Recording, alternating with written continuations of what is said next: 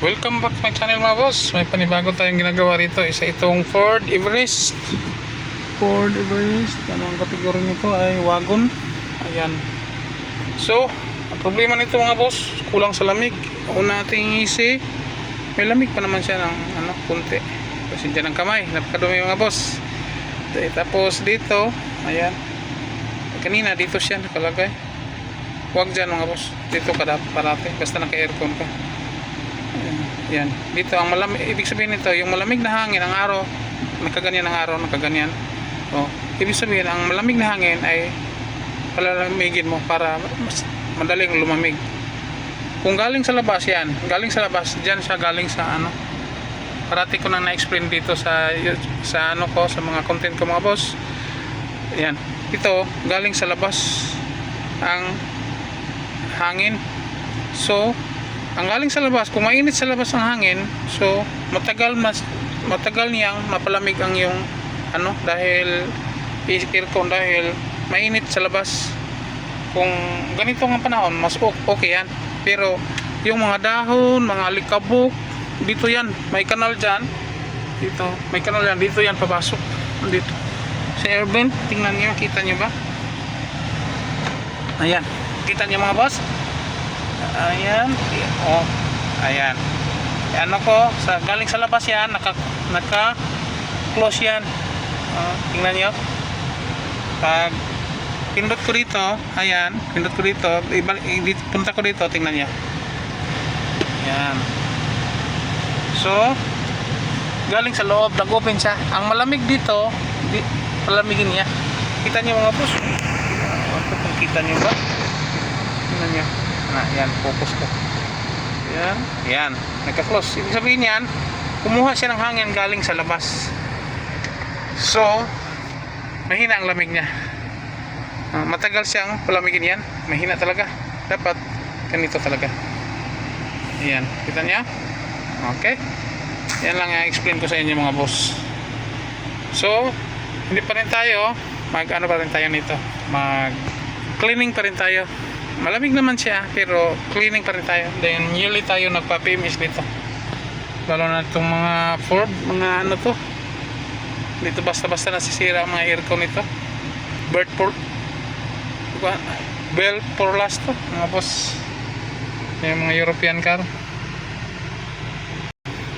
Okay? Ayan.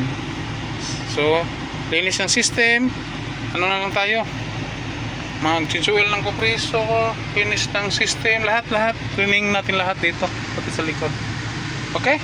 Pero yan lang ang i-explain ko sa iyo. Bakit kailangan naka-ganto? So, explain na natin mga boss. Yan, nakadumi yan, lilinisan pa natin yan. Okay, mamaya. Yan. Dapat naka-ganito, naka-recirculation mode, hindi galing sa labas.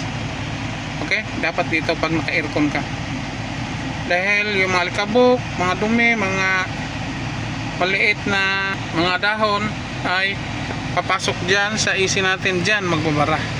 Dahil dito medyo may 2009 model to, may kalumaan na, wala pa itong cabin filter. Direkta papunta yan ng evaporator. Dito yan papasok. So madumi na ang evaporator, dudumihan niya ang evaporator mo. Yung mga alikabok, mga dahon yan, dito papasok, papunta diretso. Dahil wala siyang sangga doon, wala siyang cabin filter. Yung mga mabago ngayon, may cabin filter na, yun ay mas maganda. Okay? Dito sa case na to, wala siya. So dapat naka-recirculation pa. Dahil aircon naman tayo, nasa Pilipinas tayo. Kailangan tayo ng aircon dito dahil tropical country tayo. Hindi tayo nag-snow. Pag nag-snow tayo, dyan tayo. Yan, dyan tayo. Pero dahil hindi ka mag-iisin yan, mag-heater nga yan sa iba.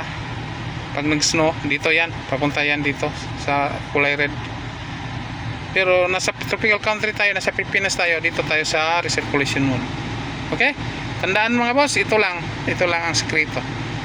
Ito lang, nawala ang lamig niya, mahina ang lamig niya dahil dito niya nilagay. Pero maglinis pa rin tayo nito. Linisan natin ito dahil kulang siya sa lamig. Medyo kulang pa rin siya dahil ilang taon na itong walang PMS. Okay mga boss, salamat. Open muna natin ang hood. Kung tayo sa harap.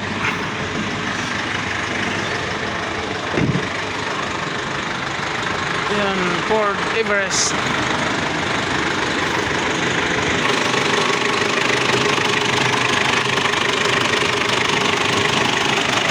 Yan, 2.5 diesel engine.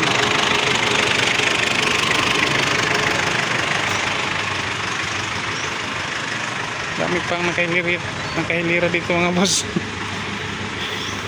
Okay, unahin muna natin ito. Pero napakadali lang nito.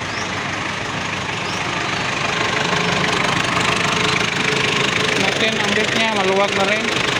Kita natin yan.